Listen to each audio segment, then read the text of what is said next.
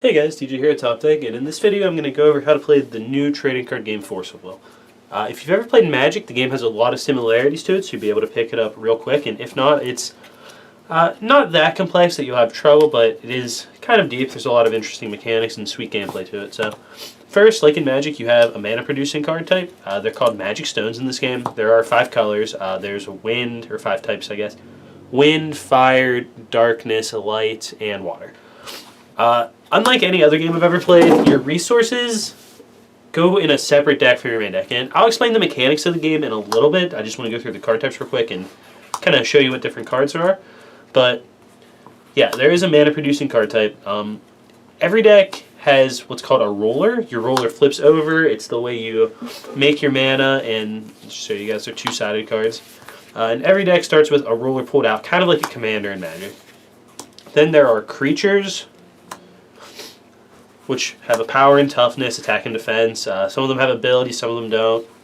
Every card's mana cost, if it has one, is listed up here in the top little circle. The colored circles are how much mana of color you have to play, and then there are sometimes numbers right here in this little circle, which is how much generic mana, colorless mana you could pay. There's instant cards, which are spells you can play during either player's turn as long as you have the mana up. They're called spell chant instants. There's regular spell chants, which you can only play during your turn. They're just spell cards. If you've played Yu-Gi-Oh, they function the same way as a normal spell. If you play Magic, they function the way like a sorcery would.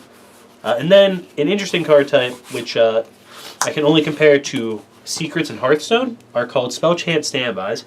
The way standbys work, you kind of set them like trap cards. You pay mana for them, though, and then they flip at a certain time. Then there are additions. There's addition resonators and addition fields. Addition Resonator go on a creature. Creatures are denoted as resonators in the game. And then fields are just kind of permanent enchantments or additions. They just sit on your board, they do something, and they're unique. You can only have one of any type. You can have 2 different ones, but you cannot have 2 of the same card in play.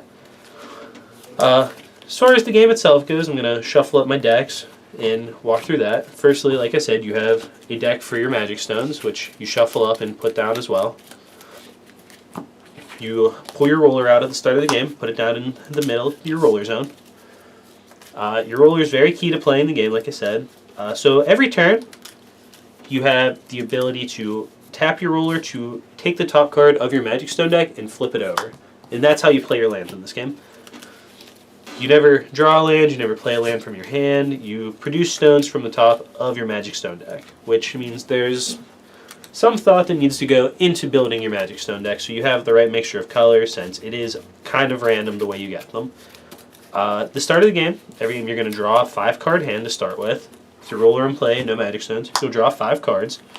And then you can choose to put any number of these onto the bottom of your deck and draw that many cards. One time only. It's an interesting mulligan system, and it keeps you from redrawing cards if you had something in your deck you wanted to search for something. So I'm going to put a pile of these on the bottom of my deck. I'm just going to keep this 1 creature card, and then I would get to draw 4 more cards. Now, just going to run through the process of taking a turn in the game. At the start of every turn, you draw a card. You do not draw a card when you go first, like in basically every other game now that Yu-Gi-Oh has changed that system. And your turn only actually has 3 phases. You have your draw and untap step. I guess those might be 2 separate steps. It's not a huge deal. Then you have your main phase. And in your main phase, you can play cards, activate abilities, attack, and you do everything in one phase. And then your end phase. So, you know, first thing, let's say we were going to first thing we would obviously do is use our roller to get a Magic Stone. And then, because this is a green stone, we can't play any of the cards in our hand, so we would just pass. So our opponent would take their turn, blah, blah, blah. You would untap everything and draw another card. Now, same thing, you would make another stone, play some cards. Some cards do have abilities when they come into play. They'll say enter on them. Some cards have continuous abilities and activated abilities. This card has an enter ability, so whenever you play it, you'll do whatever the card says to do, which in his case is you flip the top card of your Magic deck, and if it was a windstone, it comes into play. So that's basically how your creatures work, how come into play abilities and stuff work. Next, another thing you need to know to play the game is how your rollers work. Your roller has an ability always to J-activate it, which means to flip it over, basically. This one's ability is you can pay 3 mana, 2 green and a colorless, and flipper, or pay 0 if you played a specific addition field. So we would just flip or tap our mana, and then you flip her over. When you flip your ruler over, in most cases, they become what is called a J-roller. A J-roller isn't the same thing as a Resonator or a creature. It does go onto your battlefield, though. It can fight with other creatures. It has attack and defense stats and a pile of abilities. In a lot of cases, these are like the ace of your deck. They're the strongest cards you play. Her, for example, doubles all the pump abilities I can give my creatures. So if I have like an addition field out that would give all of my Resonators plus 200, it instead gives them plus 400, plus 400. I've gone through all these mechanics so far, and I haven't mentioned how you actually win the game. Every game you start out with 40 life, and the goal is just to reduce, or 4,000 life, sorry, geez, just gotten used to rounding zeros off. And the goal is to reduce your opponent's life to 0. You do this through attacking them with Resonators and your J-roller. Let's say I have this in play and my opponent has a Gretel in play. What Tinkerbell does is she has a continuous ability, which means it's just always active, it's always updating and changing. Her continuous ability is it gets plus 200 for each fairy tale creature I control. Your Resonators always have a type right after the word Resonator, and it tells you what types they are. Herself, she's a fairy tale and a spirit, so she is a 2/2. So, during your main phase, like I said, you can play spells, take your actions, go back and forth between playing cards, attacking as many times as you want. So I could play some cards and then choose to attack with my Tinkerbell, attacking my opponent for 2. Then they have the ability to block with any one creature if they want to. To block, you tap your creature, and then our creatures will do damage to each other instead of me dealing damage to them. Or if they didn't block, they would just take 200 here and go to 38 life. Some other basic mechanics of the game. There is what's called the chase, which is the chain or the stack, and I can't think of what it's called in any other games.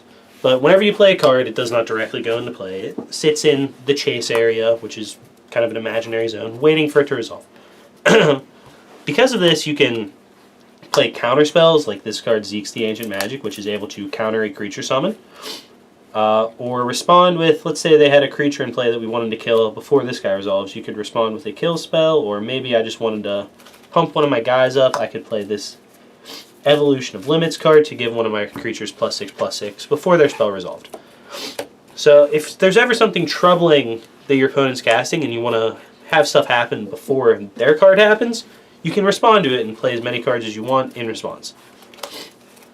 Final card type that we haven't actually talked about playing are the Addition Resonator cards. Now let's say I have this creature in play already.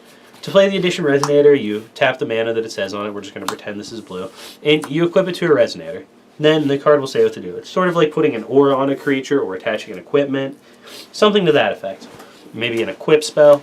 What Witch's Dagger does is it lets you tap your creature. It's called resting it. Sacrifice it and draw 3 cards. Keyword-wise, there are a couple other ones. Rest is the word for tap. There's flying, which is your creature can only be blocked by other creatures with flying. There's swiftness, which removes summoning sickness. It means your creature can attack the turn you play it, whereas normally they have to wait a full turn. Another important part of, or important difference from other similar games, because a lot of people just drop parallels to Magic and roll with that, is your summoning sickness wears off at the start of your opponent's next turn. So if I played a card on my turn with a tap ability, let's say this Rapunzel, and I pass to my opponent, on their turn I can use her tap effect now. You don't have to wait until the card has been in play all the way back to your own turn. So that's a pretty basic overview of how the game works. It's not super in-depth, but I don't think it's an extremely difficult game to pick up. If you have any questions, leave them down below. And I'm going to put a link to the comprehensive rulebook down there, so if you have any questions you can check there. And we'll be having some more gameplay videos coming soon, so if you guys want to just check those out to see how a game's actually played out, how it completely goes down, feel free to check that out. This game is really sweet. I hope it takes off. It's been a while since we've seen a new successful game comes out, really since Vanguard came out. This game's pretty different. It's honestly, if I had to draw comparisons to any one game, it would be Hearthstone, the online game, which isn't even a physical card game. Playstyle-wise, it's a ton of fun, though. I really think it's got the potential to take off, and if you're interested in starting to play, I definitely would recommend it. If you've been looking for a new game, it's a ton of fun. Other than that, I think I covered everything I can for now, and hopefully we'll just explain what we're doing in some gameplay videos, and you guys can really get a better feel for the game. Thanks for watching.